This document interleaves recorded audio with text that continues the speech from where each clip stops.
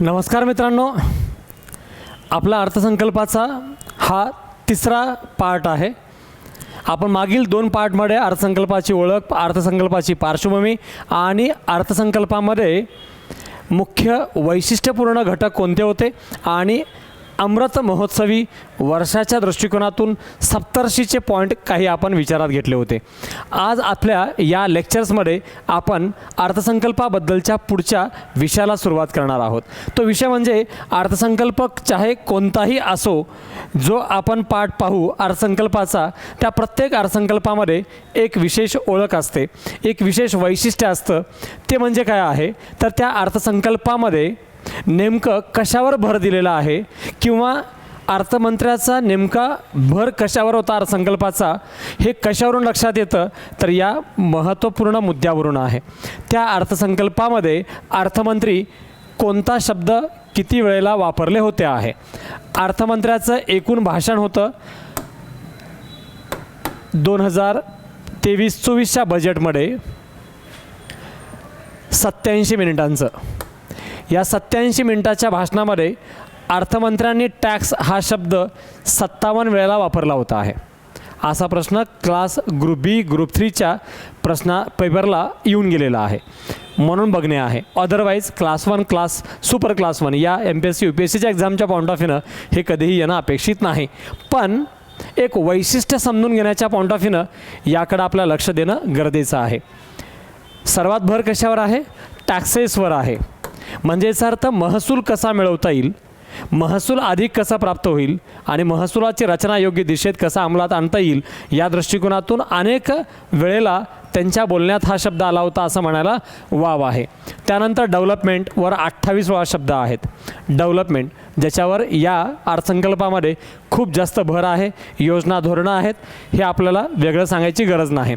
Status standard 27, income 26 वेळेला, finance 25 वेळेला, agriculture farming 25 वेळेला, इन्फ्रास्ट्रक्चर हाऊसिंग 24 वेळेला. या माध्यमातून या शब्दाचा अवलंब आपल्याला झालेला पाहायला मिळतो. म्हणजेच यावरून काय समजतंय, देशाच्या अर्थव्यवस्थेमध्ये आर्थिक घटकाच्या बाबतीत आपण जेव्हा वेगवेगळ्या मुद्द्यांचा आढावा घेतो तेव्हा अर्थसंकल्प हा विशेष भर कशावर दिलेला आहे तर आपल्याला या शब्दावरून समजतं की त्या अर्थसंकल्पामध्ये पायाभूत सुविधा, कर रचना, विकास घटक आणि इन्फ्रास्ट्रक्चर्स हा उद्योग आणि विकास पर्यावरणवादी. पायाभूत सुविधांचा विकास ज्याच्यामध्ये इन्फ्रास्ट्रक्चर आला, कर रचना ज्याच्यामध्ये टॅक्सेशन सिस्टमबद्दल सरकारने मोठ्या प्रमाणात काही मुद्दे मांडण्याचा प्रयत्न केला आहे, विकासाचे घटक ज्याच्यामध्ये दीर्घकालीन नियोजन 2047 पर्यंतचा आणि उद्योग पर्यावरण या माध्यमातूनही सरकारने मुख्य भर दिलेला आहे. एकूणच सामान्य व्यक्ती, गरीब वर्ग यासाठी विशेष कोणतंही नियोजन नाही, जे आहे ते दीर्घकालीन आहे. अर्थसंकल्पामध्ये या वर्षाचे काय वैशिष्ट्य दिसतात तर दीर्घकालीन लक्ष्य आहे.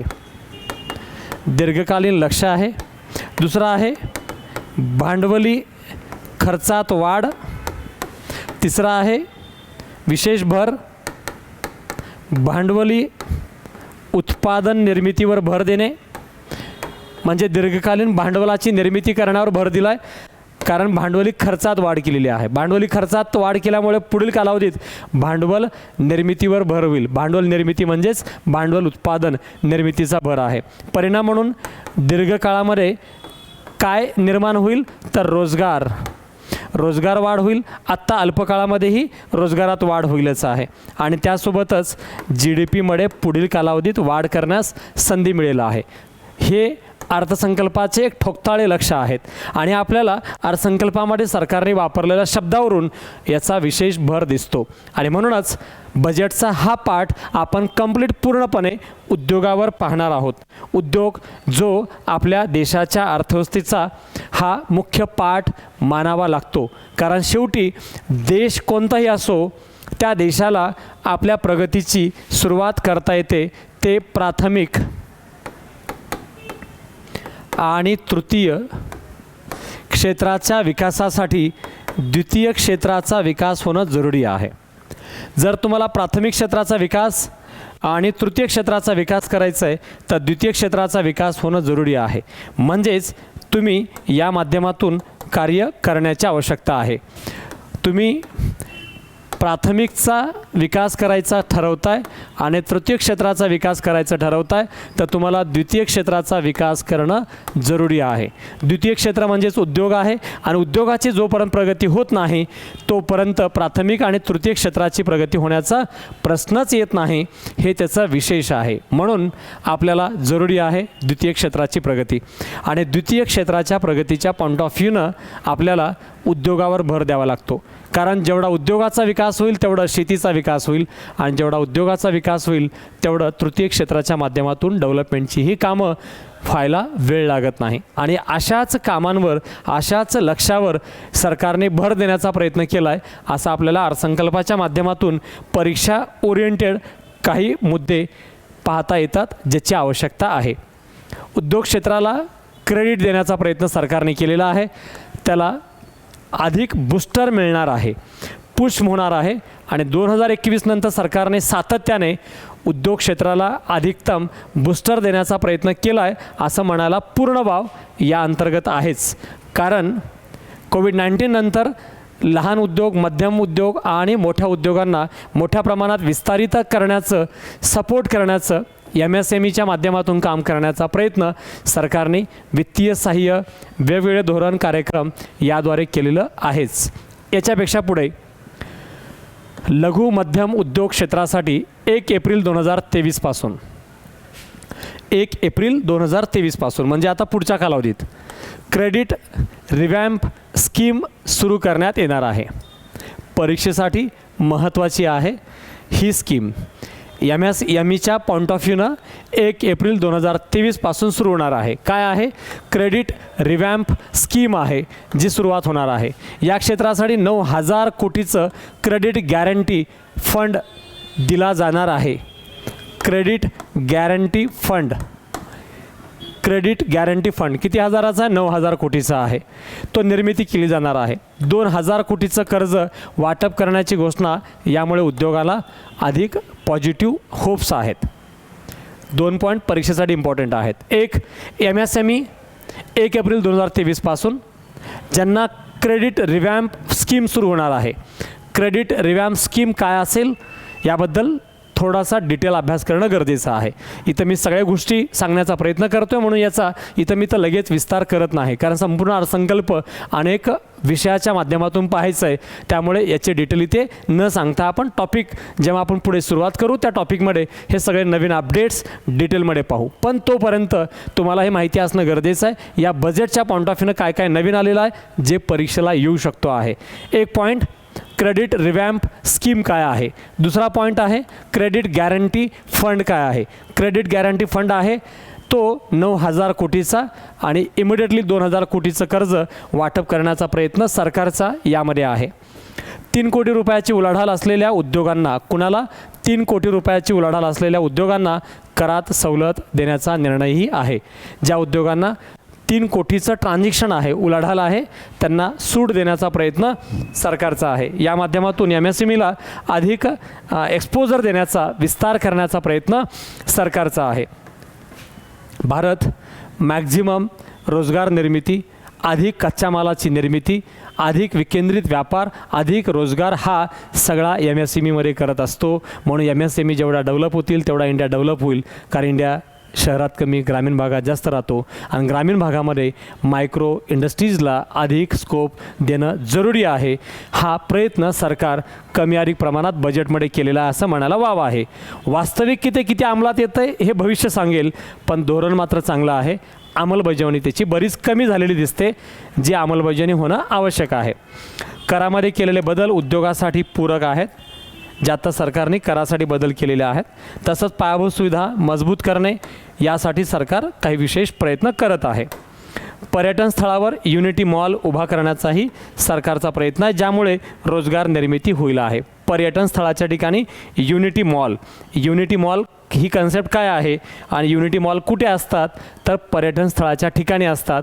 या पॉईंट ऑफ व्ह्यूनं ही संकल्पना लक्षात ठेवा. ते कीवर्ड, ते की स्कीम, त्या योजना ज्या या धोरणामध्ये, या बजेटमध्ये मी सांगतोय तेवढं फक्त वहीमध्ये नोट डाऊन करून ठेवा आणि त्याच्यावर फक्त फोकस करा. डिटेल त्याचे पहा, अधिक अभ्यास सोपा होईल आणि अर्थसंकल्पातून जे आवश्यक महत्त्वाचे मुद्दे पाहिजे असतात ते प्राप्त होऊन जातील आहे. म्हणून ते लक्षात ठेवणं जरुरी आहे.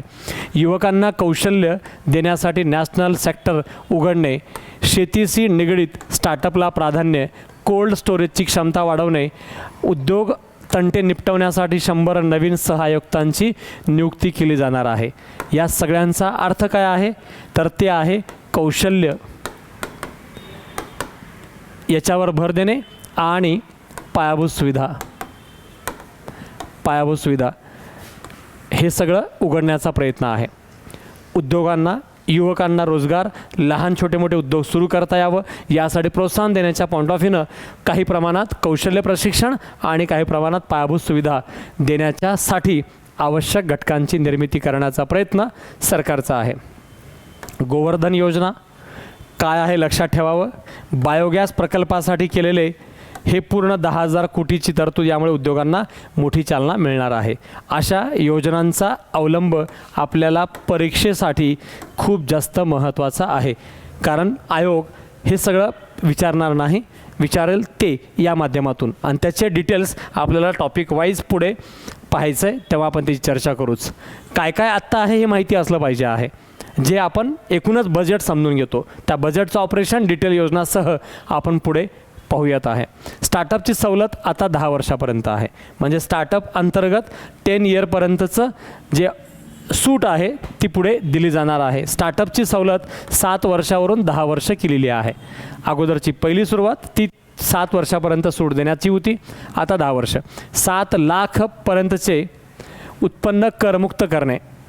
7 लाखापर्यंत इन्कम आहे तर त्याला करमुक्त केलेलं आहे.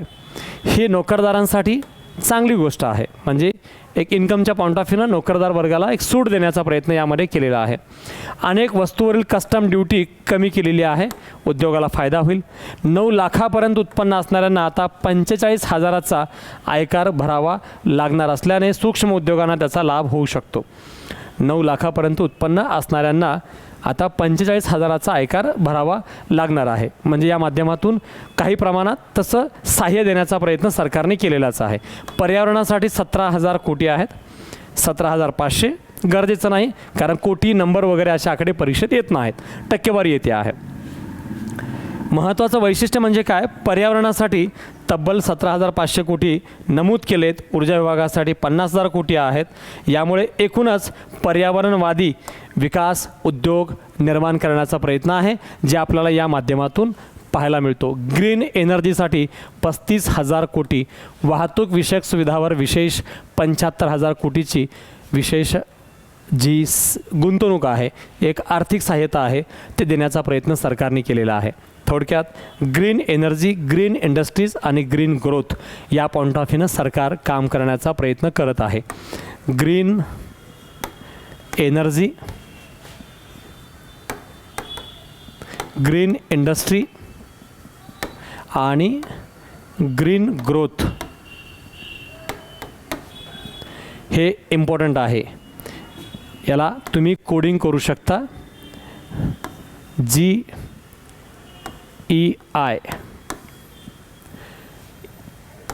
ग्रोथ, एनर्जी आणि इंडस्ट्रीज जे ग्रीन बेसिसवर काम करणार आहे.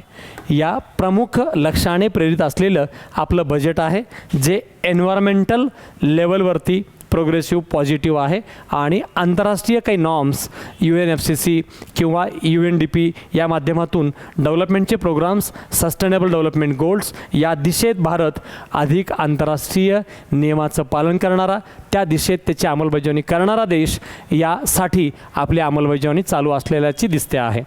MSMEसाठी कर्ज हमी योजना, MSME फोकस मॅक्स आहे या बजेटमध्ये आहे. MSMEसाठी डिजिलॉकर सुरू केलं जाणार आहे. उद्योगासाठी कंत्राट पद्धतीचा वाद समोपचाराने सोडवण्यासाठी काही योजना उपाय वापरले जात आहेत. औषध संशोधनासाठी योजना जाहीर आहेत. यापैकी इम्पॉर्टंट आहे फक्त MSME कर्ज योजना, जेवढी फक्त परीक्षेला आपल्याला महत्त्वाची आहे. परिणाम काय होतील आहे, छोट्या उद्योगांना वित्त पुरवठा सुलभ होईल. देशात छोट्या मोठ्या उद्योगांना कर्जाची सहाय्याची आवश्यकता आहे आणि ते या माध्यमातून अधिक सोपं होईल, मदतगार होईल आहे. डिजिलॉकरमुळे नव्या पद्धतीने वित्त पुरवठा व व्यवहार शक्य होणार आहे. डिजिलॉकर जे आहे या माध्यमातून एक नवीन पद्धत वित्त पुरवठ्याची सगळी व्यवहाराची शक्यता अधिकतम लागू केली जाणार आहे किंवा अंमलात येईल आहे. उद्योगाच्या कंत्राटीमधील प्रलंबित वादाचे प्रमाण कमी होणार आहे. उद्योगाचं जी कंत्राटी आहे त्यामध्ये प्रलंबित जे वाद आहेत ते कमी होतील, म्हणजे या माध्यमातून काही सहाय्य सरकारचा प्रयत्न आहे. आणि औषध उद्योगाला चालना, हे सगळे घटक एक जनरलायझेशन आहे उद्योग क्षेत्राचं आहे. 2 कोटी रुपयापर्यंत उलाढाल असणारे सूक्ष्म उद्योग, 2 कोटीपर्यंत उलाढाल असणारे सूक्ष्म उद्योग, विशिष्ट 50 लाख रुपयापर्यंतची उलाढाल असणाऱ्या काही व्यवसायांना पूर्वलक्षी कर यंत्रणेचा फायदा मिळेल. म्हणजे इथं पुन्हा सूक्ष्म उद्योग आणि विशिष्ट 50 लाखापर्यंतच्या उलाढाल असणाऱ्या उद्योगांना सहाय्य आहे. थोडक्यात वित्त पुरवठ्याची व्यवस्था मॅक्झिमम केली जाते. लघुउद्योगांसाठी कर सवलत दिली जाते. सूक्ष्म उद्योगांना मायक्रो फायनान्स देण्याचा प्रयत्न केला जातो आहे. हे परीक्षेच्या दृष्टिकोनातून लक्षात ठेवा आहे. कॉन्सेप्च्युअल पार्ट आहे, पण डिस्क्रिप्टिव्ह थिंकिंग करताना आणि ॲनालिटिकल प्रश्न सोडवताना या वाक्यांचा जास्तीत जास्त उपयोग होतो आहे, म्हणून मी त्याला विश्लेषित करतो आहे. 5% रोखीने व्यवसाय करणाऱ्या व्यवसायांना ही मर्यादा अनुक्रमे 3 कोटी आणि 75 लाख रुपयापर्यंत असेल आहे. जे रोख स्वरूपात होणारे व्यवसाय आहेत, जे अधिकतम छोटे मायक्रो इंडस्ट्रीज जे असतात ते या माध्यमातून काम करताना दिसतात आहे. राष्ट्रीय वित्तीय माहिती नोंदणी विभागाच्या स्थापनाची घोषणा. राष्ट्रीय वित्तीय माहिती नोंदणी याबाबत स्थापन करण्याची घोषणा अर्थमंत्र्यांनी केलेली आहे. वित्तीय आणि पूरक माहितीचे एकत्रित संकलन करतात येणार आहे. म्हणजे जे काही या माध्यमातून केलं जाईल ते राष्ट्रीय वित्तीय माहिती नोंदणीबद्दलचाही घटक आहे. कर्जपुरवठा, वित्तीय स्थैर्य, अन्य सुविधांचं केंद्रीकरण करण्यास मदत आहे.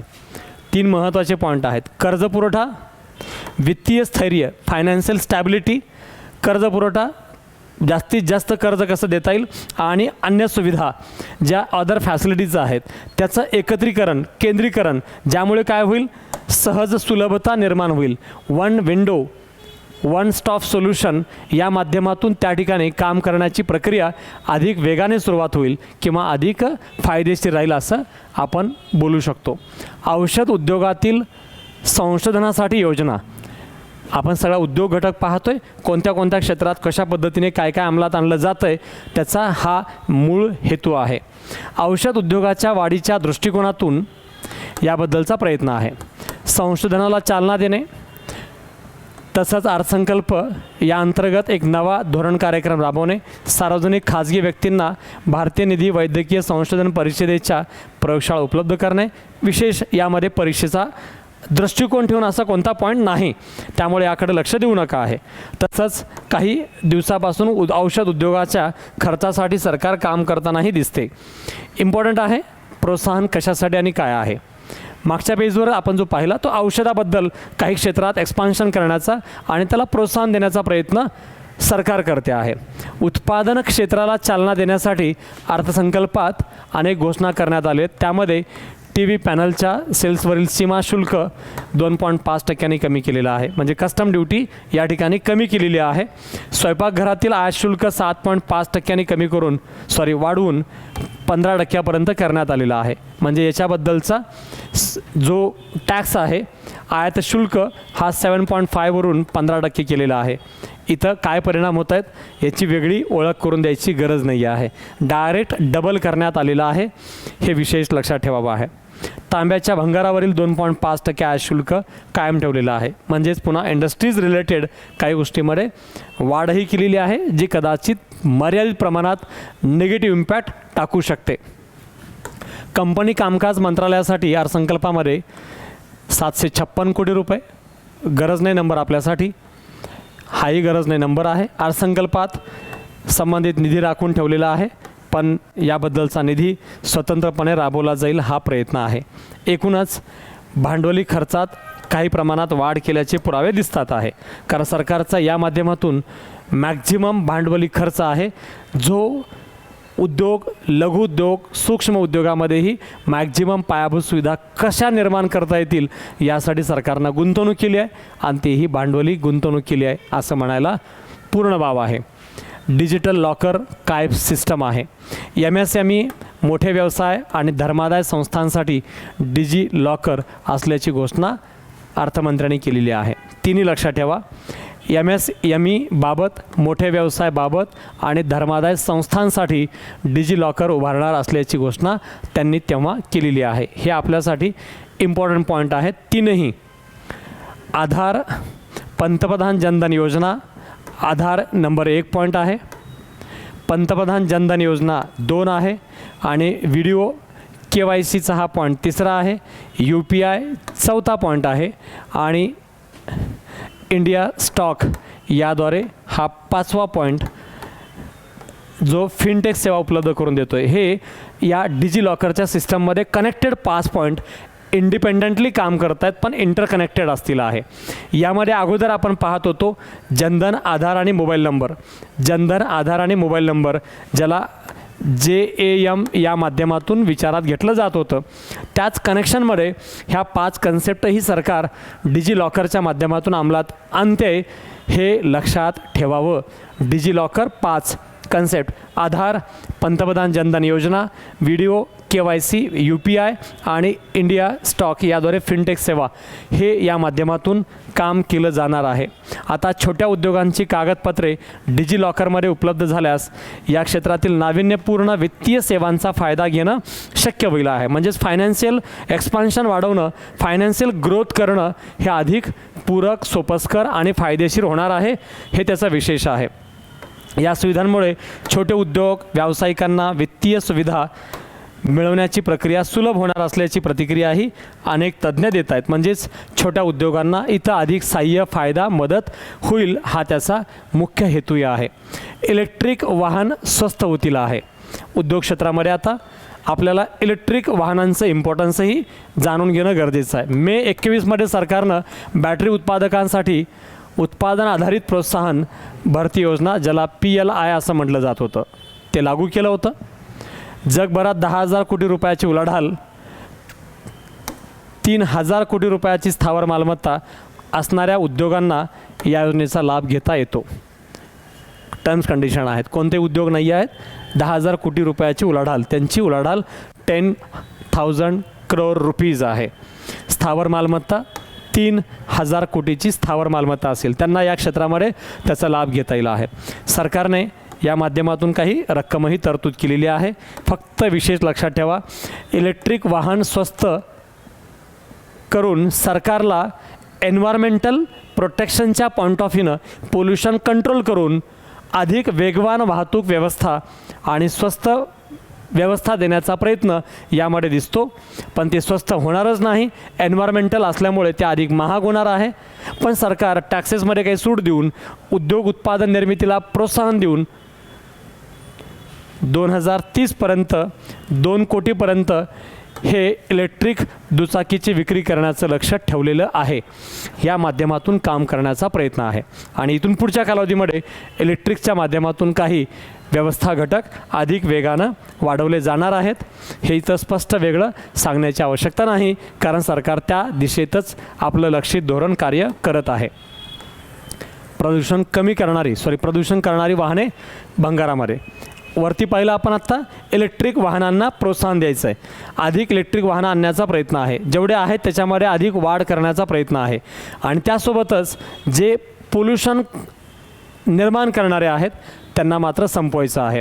आयुर्मान संपवलेली सरकारी वाहने जी आहेत ती मात्र भंगारात काढण्यासाठी पुरेशा आर्थिक तरतुदी आहेत. म्हणजे ते संपवण्यासाठी काही इकॉनॉमिकल सपोर्टची गरज आहे.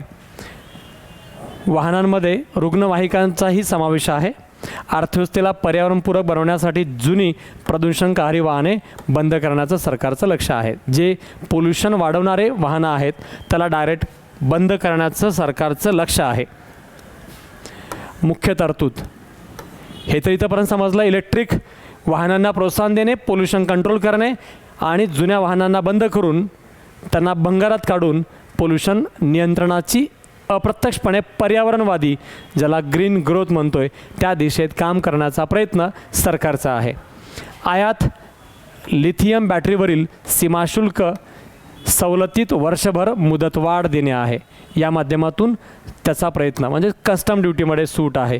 लिथियम बॅटरी, आयन सेल बॅटरीसह काही घटकावरील मूळ सीमाशुल्क 21वरून 13% ते कमी करण्याचा प्रयत्न आहे. थोडक्यात टॅक्समध्ये सूट दिलेली आहे. स्टार्टअपना मिळणार आहे प्राप्तिकराचा लाभ, म्हणजे जे स्टार्टअप आहेत त्यांना प्राप्तिकराचेही लाभ दिले जात आहेत, म्हणजे इन्कम टॅक्समध्ये सूट दिली जाणार आहे. उद्योजकतेला प्रोत्साहन देण्याच्या दृष्टिकोनातून 2024पर्यंत तयार होणाऱ्या स्टार्टअपला त्यांनी प्राप्तिकर लाभ देण्याची तरतूद केलेली आहे. जे स्टार्टअप येणार आहेत 24पर्यंत जे तयार होतील त्यांना इन्कम टॅक्समध्ये सूट मिळेल आहे. कधीपर्यंत? 24पर्यंत. यशस्वी स्टार्टअपच्या संख्येमध्ये लक्षणीय वाढ झालेली आहे. वाढ कायम राखण्यासाठी पात्र स्टार्टअपना 2016पासून सवलत दिली जात आहे. म्हणजे ऑलरेडी आपण 16पासून सवलत देतोय, 24पर्यंत सवलत असणार आहे. मागील वर्षी ही कर सवलतीत 1 वर्षाची मुदतवाढ देण्यात आली होती. अजून आता 24पर्यंत 1 वर्षाची मुदतवाढ दिलेली आहे. 31 मार्च 23 ऐवजी 31 मार्च 24पर्यंत स्टार्टअपला ही वाढ दिली जात आहे. म्हणजेच काय? थोडक्यात टॅक्सेसमध्ये सूट मिळाल्यामुळे स्टार्टअप जास्त ग्रोथ करतील. आणि आज अनेक स्टार्टअप हे मोठ्या प्रमाणात एक विशिष्ट दिशेमध्ये काम करताना दिसत आहेत, ज्याला आपण युनिकॉर्न कंपनीज म्हणतोय. या माध्यमातून ते अधिक ग्रोथ करण्याच्या दिशेत निघत आहेत असं म्हणायला पूर्ण भाव या बेसवरती आहे. या ठिकाणी त्या दिशेत सरकारने त्यांना प्रोत्साहन दिलेलं आहे. त्या ठिकाणी त्यांना या माध्यमातूनचा एक प्लॅटफॉर्म आहे जो या लेवलवरचा ग्रोथ करण्यासाठी दिलेली एक संधी असं आपण बोलू शकतो. सरकार आत्मनिर्भर स्वच्छ संयंत्र कार्यक्रमही सुरुवात करत आहे. आत्मनिर्भर मेक इन इंडिया, स्वच्छ संयंत्र, एन्व्हायरमेंटल जे ग्रीन ग्रोथ आहे, या माध्यमातून यंत्रनिर्मितीला प्रोत्साहन आहे. 2200 कोटी रुपयाची तरतूद करण्यात आलेली आहे या दिशेत काम करण्यासाठी. अमृत महोत्सवी वर्षात प्रवेश करताना अर्थमंत्र्याचं काय ओपिनियन आहे? संपूर्ण विकासासाठी स्पष्ट रूपरेखा, जे या दशकासाठी स्टार्टअप राष्ट्र बनविणार आहे. देशाला या दशकासाठी स्टार्टअप राष्ट्र बनवणार आहे. म्हणजे हा भारत देश कसा असेल? एक स्टार्टअप राष्ट्र असेल पुढील 8-10 वर्षात. आत्ता 2023 चालू आहे, 2030पर्यंत या दशकासाठी म्हणजे 21 ते 30 या 10 वर्षात स्टार्टअप राष्ट्र म्हणून भारत उभा राहील. या दिशेत काम करण्याचं सरकारचं लक्ष आहे. या आधारावर त्याबद्दलची योजना धोरण राबवलं जात आहे. हे सगळे उद्योग आणि उद्योगाच्या रिलेटेड MSME आणि स्टार्टअप या माध्यमातून सरकार काय काम करतं आहे त्याचं लक्षित उपक्रम हा या ठिकाणी आपल्याला पाहायला मिळतो. कृषी निधी आहे. कृषीबद्दल एक स्वतंत्र पूर्ण लेक्चरच कारण अर्थसंकल्पामध्ये मोठ्या प्रमाणात कृषीच्या पायाभूत सुविधा संदर्भात आहे. त्यामुळे एक पूर्ण लेक्चर कृषीबाबत होणार आहे. आपल्या अभ्यासक्रमात प्रीला आणि मेन्सला कृषीचं वेटेज खूप जास्त आहे, कृषीचं महत्त्वही आहे आणि एकूणच इकॉनॉमीमध्ये कृषी हा आधारच आहे.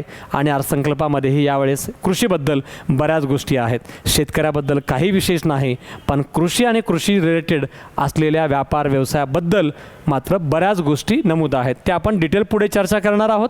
या ठिकाणी थोडक्यात काही गोष्टी आपण समजून घेऊ. ग्रामीण भागातील कृषी स्टार्टअपला प्रोत्साहन देण्यासाठी एक कृषी निधी स्थापन केला जाणार आहे.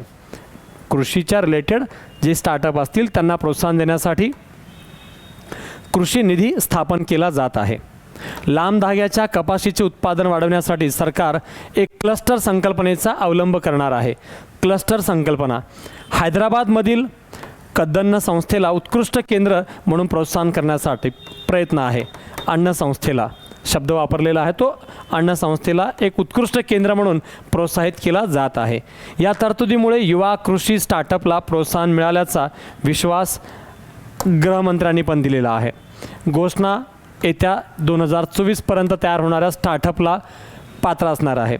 24पर्यंत जे स्टार्टअप होतील, कृषीमध्ये येणारे जे स्टार्टअप आहेत त्यांना 24पर्यंत ते लागू राहील. शेअरधारकातील बदलामुळे होणाऱ्या नुकसानीच्या कालमर्यादेत 3 वर्षाची वाढ, म्हणजे शेअर्समधल्या झालेल्या बदलामुळे जे काही नुकसान होईल त्याच्या कालमर्यादेमध्ये एक बदल केला, तो 3 वर्षाची वाढ करून दिलेली आहे. आत्मनिर्भर स्वच्छ यंत्रणेसाठी 2200 कोटींची तरतूद आहे. म्हणजेच पुन्हा जी टेक्नॉलॉजी वापरायची आहे, क्लीन एनर्जीच्या माध्यमातून काम करायचं आहे आणि तेही सेल्फ इंडिपेंडंट आत्मनिर्भरच्या पद्धतीने काम करण्याचा प्रयत्न सरकारचा आहे. काय होईल? अर्थव्यवस्थेचा वेग वाढेल. मायक्रो स्मॉल स्केल इंडस्ट्रीज या माध्यमातून सपोर्ट आणि त्याला प्रोत्साहन दिल्यामुळे स्टार्टअपच्या संख्येत वाढ होईल. कृषी क्षेत्रात नवतंत्रज्ञानाचा वापर करता येईल. या माध्यमातून अधिक विकासाचं लक्ष्यही आपण पूर्ण करू शकतो. यासाठी त्याची आवश्यकता आहे, त्याचं महत्त्वही आहे. पायाभूत सुविधांच्या साठी काही प्रमाणात बूस्टर देण्याचा प्रयत्न सरकारने केलेला आहे. गेल्या वर्षाच्या तुलनेत 33% वाढ केलेली आहे. पायाभूत सुविधांच्या खर्चामध्ये सरकारने 33% वाढ केली आहे. हा पॉईंट विशेषत्वाने लक्षात ठेवायचा आहे. या क्षेत्रासाठी 10 लाख कोटी रुपयाचा खर्च करण्यात येणार आहे. म्हणजे 10 लाख कोटी रुपयाचा खर्च यासाठी लागू राहील. विशेष पायाभूत क्षेत्रासाठी खाजगी गुंतवणूक आकर्षित करण्यासाठी केंद्रानं काही नियम आखलेले आहेत. त्यामुळे GDPच्या 3.3% वाटा या क्षेत्रासाठी. पायाभूत क्षेत्राचा विकास करायचा आहे, खाजगी गुंतवणूक आकर्षित करायचं आहे. यासाठी GDPच्या 3.3% हे लक्ष ठेवा, महत्त्वाचा पॉईंट आहे. GDPच्या 3.3 कुठे? डायरेक्ट पायाभूत सुविधांच्या क्षेत्राच्या विकासासाठी. आणि पायाभूत सुविधांचा क्षेत्र विकास हे या अर्थसंकल्पामधलं सर्वात महत्त्वाचं हेडलाईन पॉईंट आहे, म्हणून याच्याकडं दुर्लक्ष करू शकत नाही. 19-20च्या तुलनेत पायाभूत क्षेत्रासाठी निश्चित करण्यात आलेल्या खर्चाच्या तुलनेत यंदाचा खर्च हा 3 पट आहे. 19-20पेक्षा डायरेक्ट 3 पटीनं वाढलेला आहे. हे पॉईंट आपल्याला या ठिकाणी लक्षात घेणं जरुरी आहे. देशाच्या अमृतकाळाच्या सुयोग्य चौकटीत बसणाऱ्या पायाभूत सुविधांची एक समितीमार्फत यादी तयार केली जाणार आहे. म्हणजे अमृत काळासाठी जे काही तयार करायचं आहे, या पॉईंट ऑफ व्ह्यूनं जे पायाभूत सुविधांची निर्मिती करणं आवश्यक आहे, त्या दिशेत काम करण्यासाठी एक समिती असेल, जी समिती सांगेल कोणते कोणते घटक यामध्ये बसेल आहे. तसंच वाहतूक प्रकल्पाची अंमलबजावणी, बंदरे, कोळसा, पोलाद, खते, धान्य क्षेत्रासाठी विशेष प्रकल्प निर्माण करणे, 75,000 कोटी रुपयाचे प्रकल्प लगेच तातडीनं हातात घेतले जातील. गुंतवणुकीला प्रोत्साहन आहे, हे नंबर लक्षात ठेवायची गरज नाही. आर्थिक वाढीबरोबरच रोजगार वृद्धीसाठीही गुंतवणूक हातभार लावावा, असं अर्थमंत्र्यांनी या ठिकाणी स्पष्ट केलेलं आहे. आर्थिक वाढ तेव्हाच होईल जेव्हा रोजगार वृद्धी आणि गुंतवणूक होईल आहे. रोजगार वृद्धीसाठी गुंतवणूक महत्त्वाची आहे. गुंतवणूक वाढली, रोजगार वाढेल. रोजगार वाढला, आर्थिक वाढीला अधिक प्रोत्साहन मिळू शकतो आहे. सर्व माल वाहतूक विविध भागांना एकमेकांशी जोडणाऱ्या 500 कोटी रुपयापेक्षा अधिकच्या खर्चाच्या प्रकल्पासाठी महत्त्वाचं आहे. पंतप्रधान गतिशक्ती योजना हे परीक्षेसाठी महत्त्वाचं आहे. पंतप्रधान गतिशक्ती योजनानुसार नेटवर्क प्लॅनिंग ग्रुप विशेष आर्थिक व्यवस्थापन वापरला जाणार आहे. परीक्षेला ऑलरेडी येऊन गेलेला आहे. पंतप्रधान गतिशक्ती योजना हा प्रश्न येऊन गेलेला आहे. त्यामुळे या योजनेबद्दल अजूनही विशेष माहिती घेणे जरुरी आहे. परीक्षेसाठी हे पॉईंट खूप जास्त महत्त्वाचे आहेत. अर्थमंत्र्यांनी रस्ते, बंदरे, वाहतूक, जलवाहतूक यांना प्राधान्य निर्धार देण्याचा प्रयत्न केलेला आहे. आणि या क्षेत्राचा विकास करणे म्हणजे आपण लास्ट लेक्चरमध्ये जे बोललो होतो त्याप्रमाणे आहे, के पद्धतीचा विकास आहे. काही क्षेत्राचा ग्रोथ होतोय आणि काही क्षेत्र डाऊनफॉलमध्ये आहेत. ग्रोथ रस्त्यांचा, बंदराचा, वाहतुकीचा, जलवाहतुकीचा आहे. जे देशात चांगले प्रगती करत आहेत, वेगानं पुढे चाललेत, हे त्याचा पुरावा आहे. पण त्याच वेळेला देशातील वाढती लोकसंख्या, वाढती बेरोजगारी, वाढतं दारिद्र्याचं प्रमाण, वाढती गरिबीची संख्या, वाढतं चलनवाढ हे देशासाठी आव्हान निर्माण करणार आहे आणि ग्रोथला लिमिटेशन देणारही आहे. म्हणून डाऊनफॉलही आहे. काही क्षेत्र डाऊनफॉलमध्ये आहेत, काही क्षेत्र अपसाईडमध्ये आहेत. त्याला आपण के पद्धतीचा विकास या पद्धतीने पाहत असतो आहे. भांडवली गुंतवणुकीचं प्रमाण खर्च वाढलेला आहे. या क्षेत्रात भांडवली गुंतवणूक खर्च वाढलेला आहे, म्हणजेच ग्रोथ होत चाललेली आहे. एवढा खर्चाचा घटकही त्या ठिकाणी समाविष्ट आहे. 3,70,000 कोटी रुपये गृहीत धरलेला आहे. कोरोना काळामध्ये थंडावलेल्या गुंतवणुकीचे आता पुन्हा जोर धरलेला आहे. हा क्षेत्र ग्रोथ धरतो आहे, पण हा क्षेत्र जे आता मी बोललो तो मात्र अजूनही म्हणावा तसा तेवढा ग्रोथ होताना दिसत नाही. रोजगार, बेरोजगारी, गरिबी आणि चलन समस्या इत्यादी आजही चालू आहेत. हे त्याचा विशेष आहे, ज्याला आपण इग्नोर करू शकत नाही. महामार्ग निर्मिती घटक आहे असं म्हणायला पूर्ण वाव त्यामध्ये आहे. राष्ट्रीय महामार्ग प्राधिकरणाला 1,62,00,000 कोटी रुपये, म्हणजे इथे इम्पॉर्टंट आहे राष्ट्रीय महामार्ग प्राधिकरण. कोटी रुपये महत्त्वाचे नाही आहेत. तसंच यामधले हे सगळे प्रकल्प तातडीनं खाजगी गुंतवणुकीचा समावेश करण्यासाठी राबवले जाणार आहेत. म्हणजेच सरकार या माध्यमातून काही परिणामकारक उपाययोजना जे पायाभूत सुविधांसाठी वापरले जाणार आहेत या दिशेत काम करतात असं म्हणायला वाव आहे. काय परिणाम होईल आहे? महामार्ग प्राधिकरणासाठी झालेली भरभक्कम रक्कम ही देशातील महामार्गाच्या सुधारणेसाठी उभारणीसाठी एक महत्त्वाचा मार्ग होता असं आपण उल्लेख करू शकतो. महामार्गासोबतच देशात अनेक राज्यातून जाणाऱ्या एक्सप्रेसवेच्या उभारणीसाठीही या ठिकाणी बळ मिळणार आहे. या क्षेत्रात गुंतवणुकीमुळे देशाच्या आर्थिक विकासाला अधिक उत्तेजन मिळेल आहे. थोडक्यात आपल्या अर्थव्यवस्थेचा वेग वाढवण्यास अधिकतम वाव मिळेल हा त्याचा मूलभूत उद्देश आहे. या पद्धतीने हे घटक आहेत. तसंच स्टार्टअप्स, या स्टार्टअपच्या माध्यमातूनही सरकार काही विशेष काम करताना दिसते आहे. या स्टार्टअपबद्दल आपण ऑलरेडी मागे लास्ट लेक्चरमध्ये याच्याबद्दलचा पार्ट बऱ्याचपैकी आपण चर्चा केलेली आहे. तो स्टार्टअप हा रिपीट घटक आहे. GST त्याच्या माध्यमातून कायद्याची सुधारणा हा त्या ठिकाणच्या व्यवस्थेचा एक भाग मानावा लागेल आहे. म्हणून दोन्ही गोष्टी आपल्याला त्याच माध्यमातून लक्षात घेणं गरजेचं आहे. हा पार्ट कर बदलांच्या परिणामांचा वगैरे आहे, तो आपण नेक्स्ट लेक्चरमध्ये पाहणार आहोत डिटेल कर विषयकच्या रचनेबद्दल. पण काही मुद्दे माहिती असावेत उद्योगाच्या रिलेटेड म्हणून हा घटक टाकलेला आहे. अशा पद्धतीने उद्योग, पायाभूत सुविधांचा विकास, गुंतवणूक, धोरण या माध्यमातून काही विशिष्ट रचना आणि कार्यभूमिका कशी राबवली जाते याबद्दलचा धोरणात्मक बजेटच्या माध्यमातून काय कार्यक्रम आहे हे पाहण्याचा प्रयत्न होत आहे. या व्हिडिओमध्ये आपण उद्योग, पायाभूत सुविधांचा विकास, उद्योगांच्या MSME, त्यांचा फायनान्स या दृष्टिकोनातून धोरण, कार्यक्रम आणि योजना काय नेमकी आहे याचा संपूर्ण आढावा घेत होतो आहे. याच्यानंतरच्या व्हिडिओमध्ये आपण स्पेशल टॉपिक पाहणार आहोत, कृषीचा टॉपिक, जे सर्वाधिक मोठ्या प्रमाणात आहे. कृषीच्या बाबत या बजेटमध्ये खूप जास्त गोष्टी समाविष्ट आहेत. अनेक धोरण, योजना, कार्यक्रम आहेत ज्याच्यामध्ये परीक्षा उपयोगी महत्त्वाचा कंटेंट आपल्याला पाहायचं आहे. कृषी टॉपिक पुढच्या व्हिडिओमध्ये आहे. अशा आपण एकूणच 4 पार्ट आणखी या माध्यमातूनचे घटक पाहणार आहोत, एकूणच बजेटबाबतचे.